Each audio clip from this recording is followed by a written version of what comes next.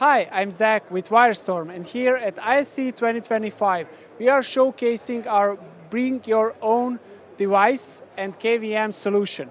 So here we are showcasing the SW640 switcher that supports 2 USB-C and 2 HDMI inputs and 2 HDMI outputs.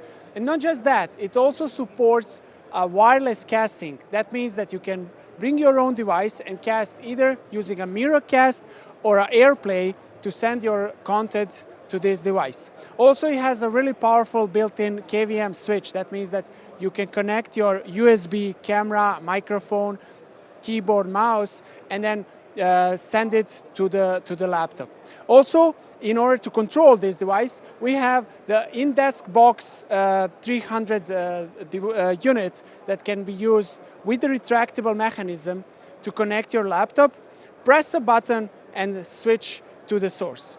Also, the device can support a wireless dongle, which you connect to a USB-C of your laptop, press a button, and you're ready to go. The switch itself also supports quad view, so you can show up to 4 sources at the same time. On the left side here, we have a smaller brother of it. So it's basically a same unit with less input. So it has 2 inputs only, USB-C and HDMI.